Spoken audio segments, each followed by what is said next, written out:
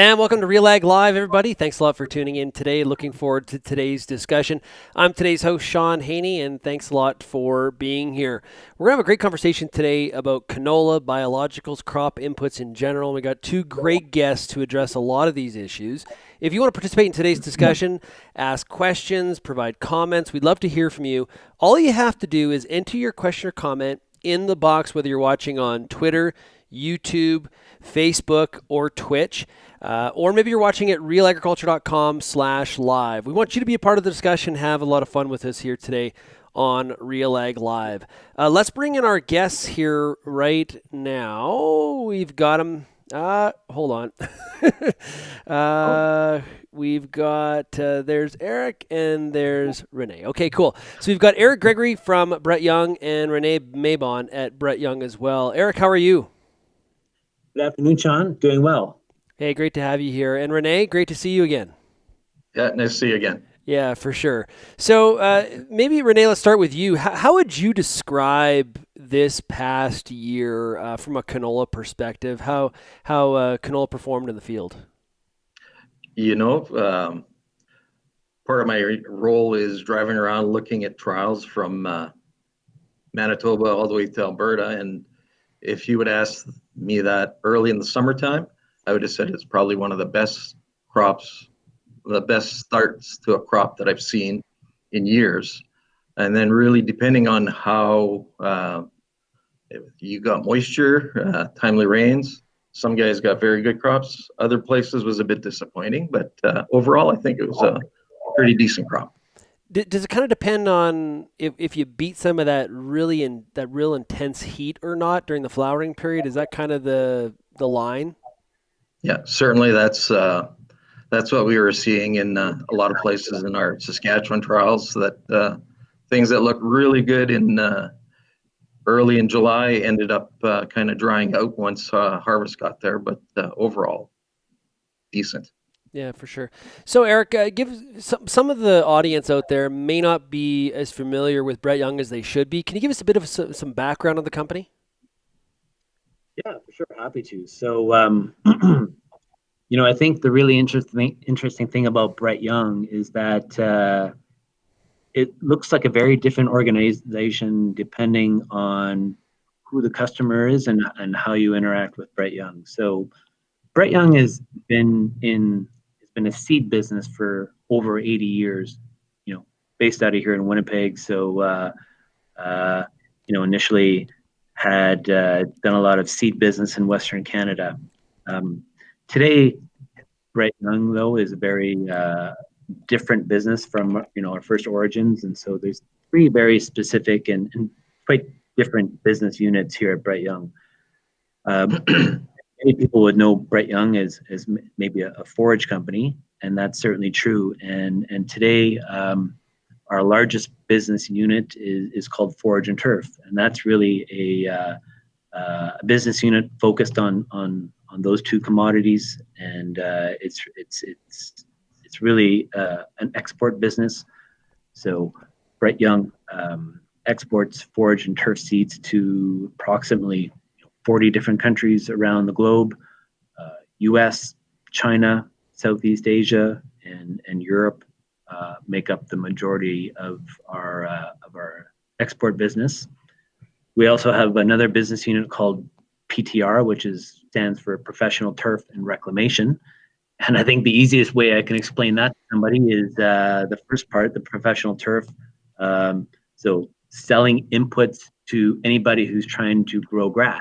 So whether that's a golf course superintendent, maybe a sports field manager,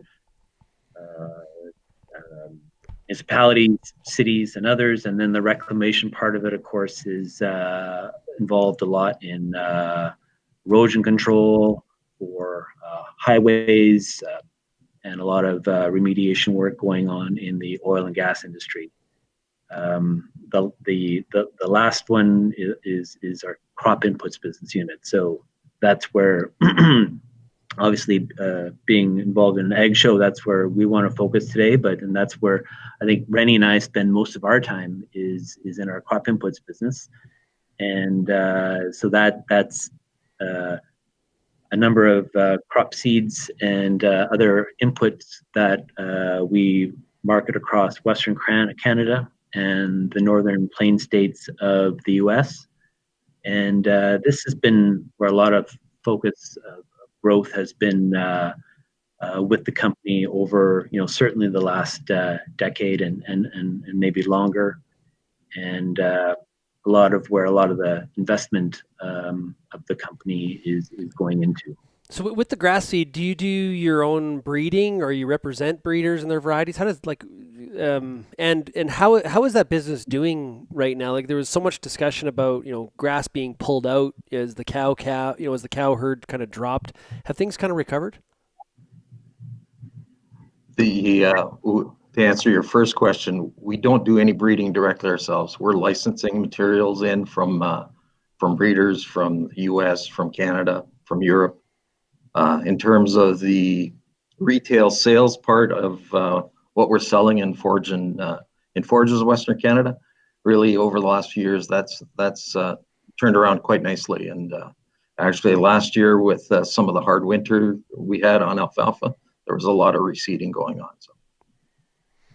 So if we want to look specifically at the crop inputs business, how is that structured, and where do the products come from? Because once again, you mentioned several things there that Brett Young's doing that I think, to be honest with you, I think canola seed, but that's my background. So what about the crop input side?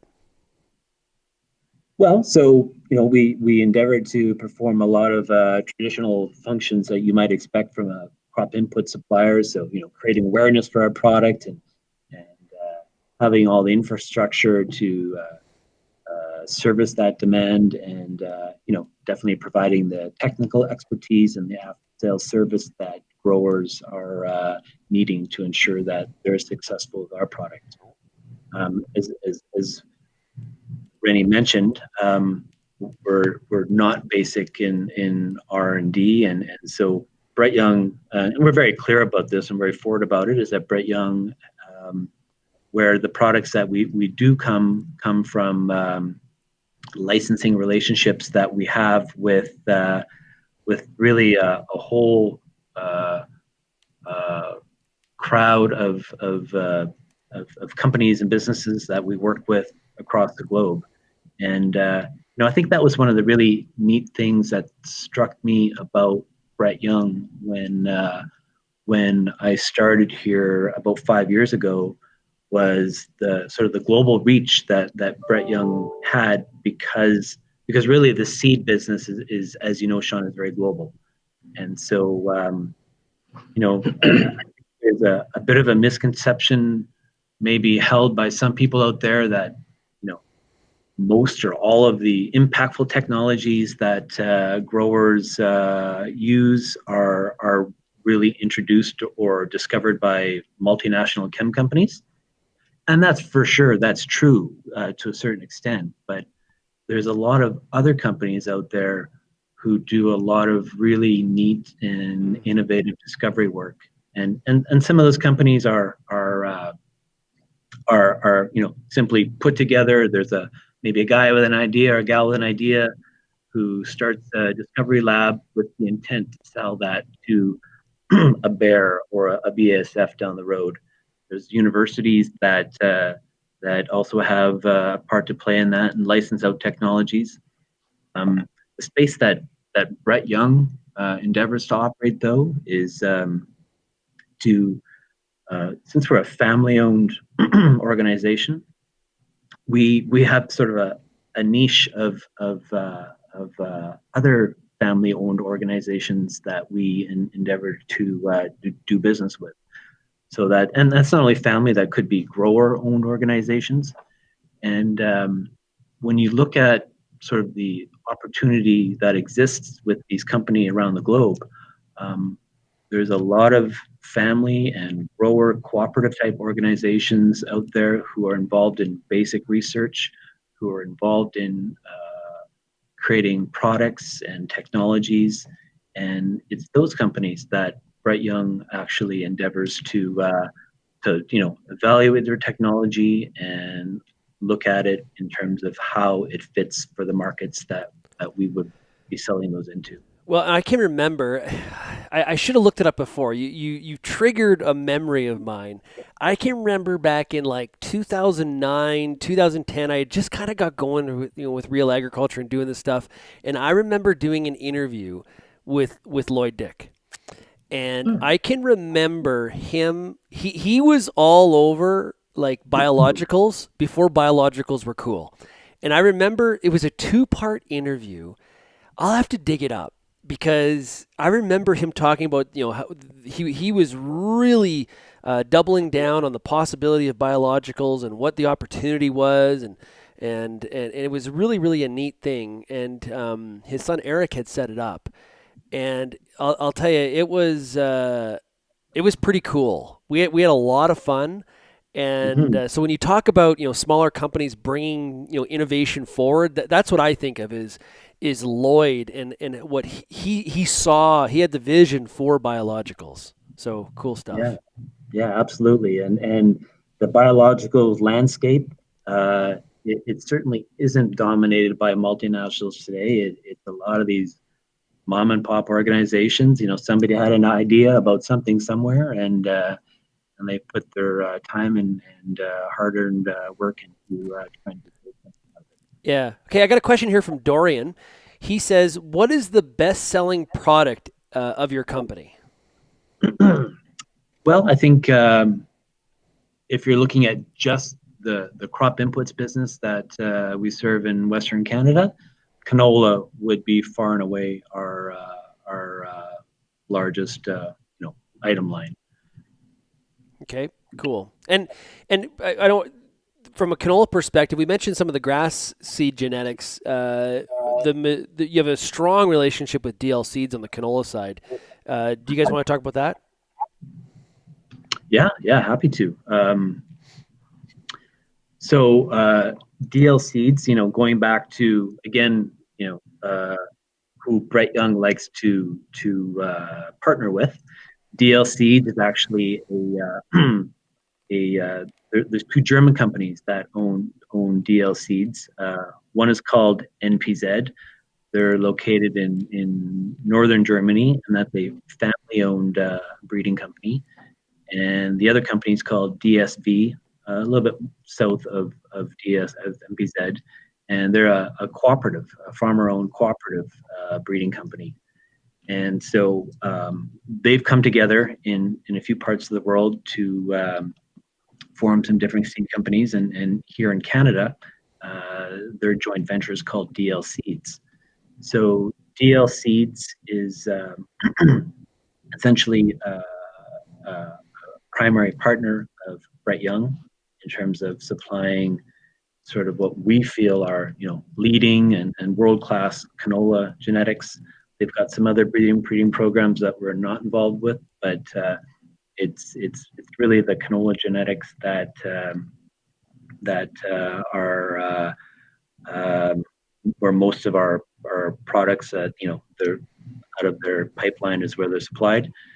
And this is a neat relationship because we're very much aligned in what we offer and who our customer is, and the reality is that the breeding program with DL Seeds, if you look at sort of all the global resources that they have at their disposal, they're as well resourced as anybody in terms of breeding and all the assets that they use to create some of the leading products. And what are some of those next generation products and innovations that DL is you're working with DL on to bring to the marketplace? Do you want me to answer that one, Eric? Well, I would just jump in here anytime, Rene. I would just where DL has been very successful here in Western Canada, and we've used some of these successes as the backbone of our success is the strength that DL has in breeding for disease resistance.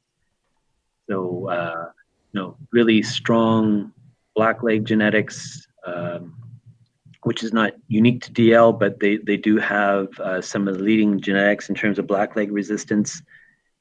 They've done a lot of work with sclerotinia tolerance and improving the tolerance to sclerotinia in specific varieties that we. And if you look at their club root program, what's neat about that is that DL Seeds, through one of their parent companies, NPZ, accessed one of the very first clubroot genes called Mendel. Mendel was actually a variety, a clubroot resistant variety that was marketed by NPZ in Germany, and Mendel actually forms the sort of the first generation clubroot resistance that most companies in Canada have adopted into their genetics to give that. Well, and Rene, I know when we talk about innovations in canola, with the increased interest in straight cutting, having varieties that you can leave standing in the field so you can straight cut, having those kinds of traits and those kind of characteristics are just critical. Certainly, that's true, and we're just stepping into our first products and the first lines that we're seeing from DL with what we're hoping is kind of the next level of shatter tolerance for us. So going away from material that's just selected for tolerance or direct suitability of the direct harvest to material that really has almost a type of a trait or something that's selected or has genes in it that do convey the next level of shatter tolerance that we really need, that we've seen from competitors in Western Canada. Yeah. So when you're talking to your customers, because there's some loyal Brett Young customers, when you're talking with them and saying, what do you want to see in that next round of hybrids? And of course, you can't just snap your fingers and say we're going to have this next year. These are things that are worked on over a course of years. But what are some of those things that they are saying? Is that having some sort of shatter resistance? Is that right now? And I would think that and clubroot would probably be the two would probably come up the most. Is that right? Shatter tolerance, way up there. Disease resistance, be it clubroot or blackleg. Blackleg's been maybe on the rise in the last season a bit in some pockets that we're gonna see a little bit more of that. And ultimately, what pays the bills is yield. So from that side, that's one area that with the DL program we've had very good success over the years. Their hybrids have tended to be very good yielders. So from that side, excellent standability with good yielders. Once we can start introducing the next level shatter tolerance, we're going to be increasing our share of shelf in a lot of places, I think. Yeah, and the other thing that comes to mind is with the increased awareness of herbicide resistance. A lot of the there's only essentially three main traits for herbicide tolerance on canola. You've had Clearfield and you've had Roundup. Where are we at with having a Liberty trait? Well, you bring up a good point. Like all those things that Rene talked about that are going on in the background, that's all happening in the midst of these platform conversions. So, as you know, TrueFlex has been a platform that was introduced a couple years ago, and so the majority of the Roundup Ready genetics are now moving to a TrueFlex platform. But you mentioned Liberty Link, and DL Seeds has actually had a Liberty Link breeding program for a number of years now. 2020 was probably the first year that we've seen sort of some more field scale trials of these products, and so we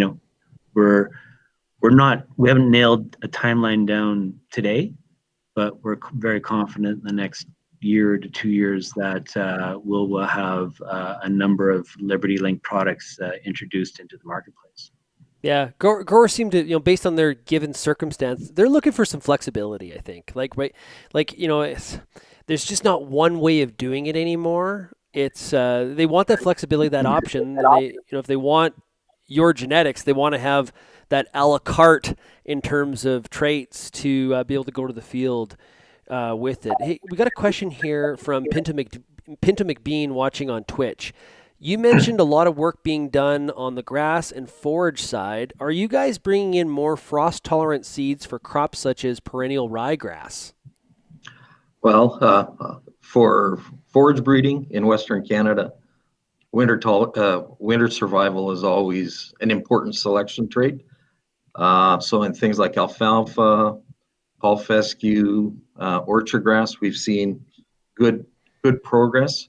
Something like perennial ryegrass, which we produce a lot of seed of from the forage producer, we're just starting to see a few varieties that are kind of the first steps towards something that could be included in mixture on a regular basis, I'd say. So it's. Oh, sorry. Go ahead. No, I was just going to say it's just starting to improve the perennial ryegrasses. Perennial ryegrass is a big turf species, so a lot of that breeding is done in the U.S. The forage varieties for perennial ryegrass tend to come from Europe, so Northern Europe tends to develop and focus a little bit on improved grinder hardiness. So it's how can I put it? In forages, the turnover of varieties isn't as fast as we see in canola. So from that side, it's we have to be a little bit more patient in the forage world. Well, that's actually a good point though, because if you look at corn, varieties are flipping every 2 years. Like they're in the market not very long. It's like feast or famine on that. You have a very short window. In some ways, canola can be like that, but we do have ones that last a little bit longer. Wheat definitely stretches out even more, and then forage is like that's a whole other ballgame. Yep, correct. Yeah. Okay. I had a question here. Where was it? Had to do with I wanted to ask about biologicals. I had mentioned the biologicals. Can you guys hit on that a little bit more? Where you're focused in that market? Because when I say biologicals, I think that's a pretty broad thing to a lot of people. So can you narrow it down where your focus is? Yeah, so biologicals, our main focus is still in that pulse inoculant space, and despite the work that's being done around that whole biologicals puzzle, most growers today are still not incorporating, other biologicals into their practices other than inoculants, and so that's where we're focused on now, and actually just this year, and so in 2020, Brett Young launched a new family of inoculants in Western Canada and the U.S., and this comes from one of our relationships with, again, going back to family-owned and grower-owned cooperatives, a company called Rhizobacter. Oh, yeah. Rhizobacter is based out of Argentina, and that's probably not a name that's familiar to many listeners out there today, but Rhizobacter is actually a major global player in inoculants.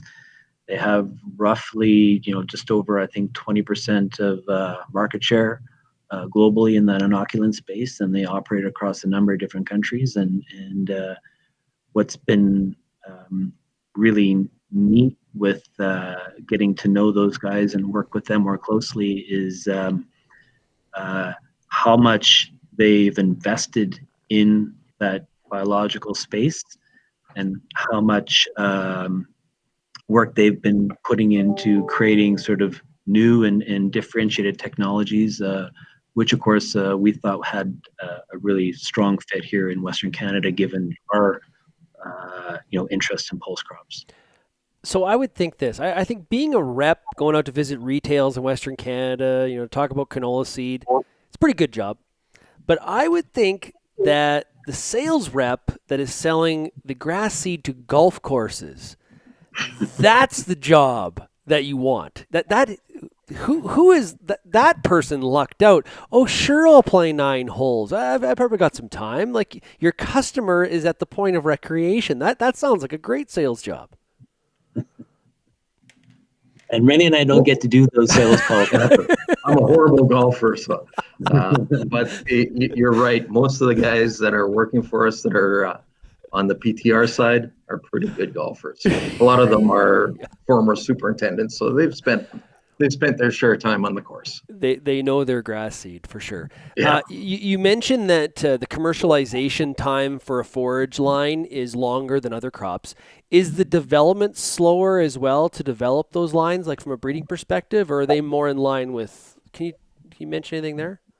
Oh, maybe I didn't explain it or state it quite right. Like the breeding process is relatively fast in the turf species because the American market is big. The forage markets are smaller, so the turnover of varieties is slower. Yeah. Development can happen quite quickly. Forages in Western Canada, the breeding programs in Canada, they're very few, and the European ones, they've how could I put it, concentrated to. There used to be many companies. There's fewer companies, so the turnover is a little slower there. Any work being done on a faba bean inoculant? Okay, go ahead, Eric. Yes, there is we're not involved in that space specifically, but from what we've seen, there is some development in that space. Okay. And so there's a lot of things that are being focused on right now, and you guys are working on it, Brett Young. There's a lot of different moving parts. For you guys specifically, which area is kind of your favorite and why? Rene, we'll start with you. Well, from my perspective, I've seen our canola program go from being an open pollinated crossed in the field program 25 years ago to now it's super high tech, marker assisted breeding. Now you're seeing drone technology helping in identify plant counts, all that sort of stuff. So the technology in canola is really fascinating. It's very interesting. And that those changes have been in a pretty short period of time. That's the other part that is just so kind of, it sort of blows you away, is that it feels like hybrid canola just came to the market really, and it's I'm sort of exaggerating there, but it wasn't that long ago. I was around when Hyola 401 was a hot item. So the transition and the molecular tools that the breeders have now are amazing. Yeah, for sure. Eric, how about you? Well, being the canola product manager, I would have to echo Rene's comments there, and just to follow up on your point, things are changing really quickly. So I started, as I mentioned, about 5 years ago here at Brett Young, and clubroot was an interesting sort of management factor, but today, Brett Young, we really aren't introducing any non-clubroot tolerant products anymore because that's not where the market is. 5 years ago, pod shatter was sort of discussed a little bit, but you can see now that pod shatter as a useful trait to growers across Western Canada has gone from a tiny bit of the market to the majority of the market, and things will continue to evolve. We don't necessarily know what 5 years out is going to look like, but there's we talked about transition to new herbicide tolerant traits, and that will continue. Bayer has new traits coming down the pipeline here that will involve stacked resistance to not only to what's available today in terms of Liberty and glyphosate, but there will be other new actives that will be introduced to the marketplace that canola as a crop will be taking advantage of those traits. It's kind of with all the options, and I said a la carte previously from a trait perspective, as the grower kind of looks at what all the options are, it kind of reminds me of when you look at a corn seed guide, because there's more options, there's more SKUs and options there than you know what to do with at times, and canola is moving in kind of in that direction, guys. Yeah, absolutely. Yeah.